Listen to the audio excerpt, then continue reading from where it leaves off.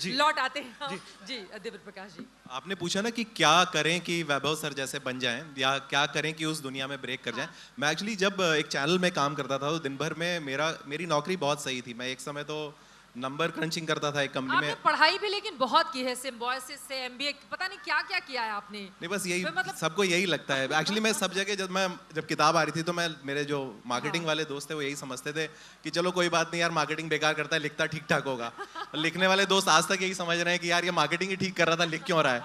तो ये लेकिन मैं एक चीज बोलूंगा, जैसे यहाँ पे कोई फरीदाबाद से आया होगा, कोई बरेली का होगा, कोई बलिया का होगा, सर सासाराम के हैं, या जैसे पटना के हैं सर।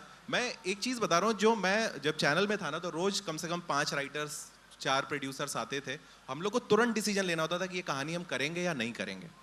एक चीज जो वर्क करती है हमेशा ना, अगर आप पटना से आए हैं या आप बलिया से आए हैं, आप अपने मोहल्ले की ही कहानी अगर सही से लिख दें, मेरे को आज भी ये लगता है, आप अपने मोहल्ले अपनी गली की कहानी सही से लिख दें, आपको बहुत ज़्यादा कुछ मचाने की ज़रूरत नहीं है। होता क्या है, जब हम बॉम्बे आते हैं ना तो हम एक प्रेशर ले लेते हैं कि इनको क्या चाहिए, हाँ। सामने वालों को क्या चाहिए, सामने वाला क्या इंतज़ार कर रहा है कि यार ये अपना शहर कब लेके आएगा।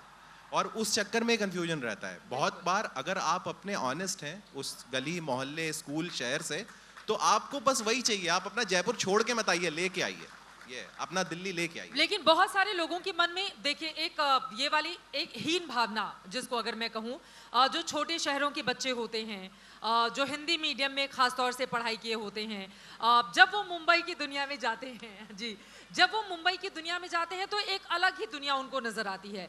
तो उनको लगता है कि हम जो समेट कर आए हैं वो कौन सुनेगा यहाँ पर। तो वास्तव में ये जो भ्रम बना हुआ है मुंबई को लेकर, लोग सुनने वाले हैं वहां पर, मौके मिलते हैं क्या जो युवा पीढ़ी है उसको? तो इसके सवाल, इसका जवाब जो है वो हाँ भी है और ना भी है। देखिए वहाँ पे ना बहुत सारी, जो आज की डेट में बहुत सारा जो लोग अच्छा काम कर रहे हैं, जो एडीज हैं, जो बहुत सारे लोग हैं, ये सारे के सारे बहुत सारे लोग जो लोकल वहाँ के ना वो इंग्लिश मीडियम के पढ़े हुए हैं, है ना। कई बार आप उनको स्क्रिप्ट दोगे हिंदी में समझ में नहीं आती है, लेकिन एट द सेम टाइम ऐसी भी एक पैरेलल दुनिया, जैसे वो गली बॉय में क्या था कि एक दुनिया एग्जिस्ट करती है वो रैप वाली, हमें जब सामने आई तो लगा अरे इतनी बड़ी थी है।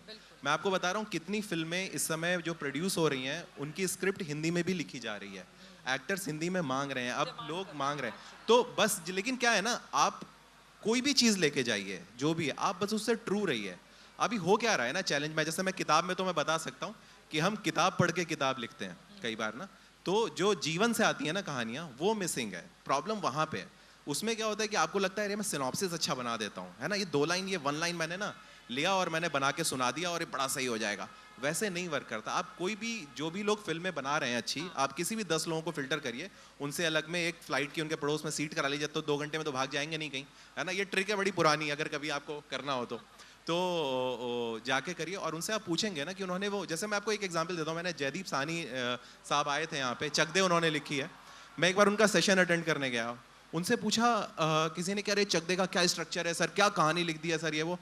जयदीप साहब ने कहा कि जब एडवर्टाइजिंग में वो काम करते थे दिल्ली में, तो वो फीमेल हॉकी टीम का कुछ रिसर्च किया था उन्होंने, और वो उनके पास गए तो वहाँ पे उन्होंने बोला कि भैया हमारे पास ये बाहर जाने के लिए आप तो इतनी सारी ब्रांड्स के साथ काम करते हो, आप ये करवा दो।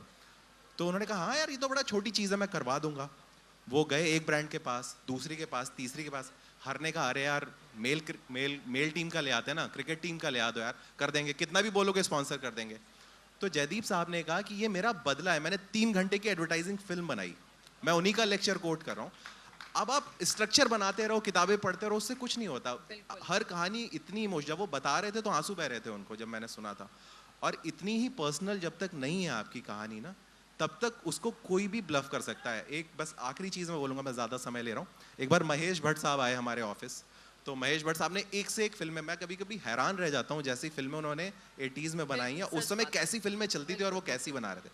तो उन्होंने जो शब्द बोले थे वो तो मैं यहाँ पे नहीं बोल पाऊंगा वरना वो सेंसर हो जाएगा, लेकिन उन्होंने कहा था, मैं उसको घुमा फिरा के सजा के बताने की कोशिश करता हूँ, जो महेश भट्ट साहब ने उस समय बोला था हमारे ऑफिस में।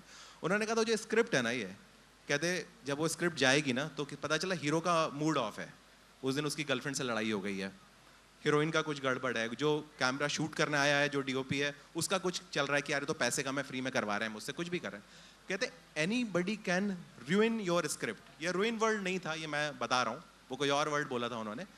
लेकिन आपकी स्क्रिप्ट इतनी फुल प्रूफ होनी चाहिए कि कोई भी उसके साथ खेल ना पाए उस रास्ते में। और ये मुझे लगता है बहुत बड़ा मैसेज था।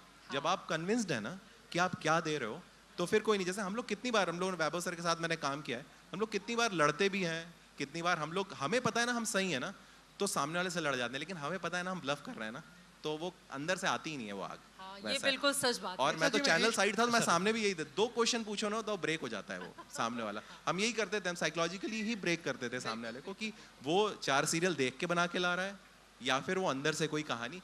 हमेशा ना, इसीलिए जो एक और, मुझे लगता है मेरी उम्र ज़्यादा हो रही, मैं ज़्यादा ज्ञान दे रहा हूँ, लेकिन जब भी आप कोई कहानी लिखें, अगर आप लोगों में से कुछ लोग लिखना चाहते हैं, तो ये मत सोचें कि आपको क्या लिखना है, कैसे लिखना है। आप ये सोचिए कि वो कहानी आपको कहनी क्यों है।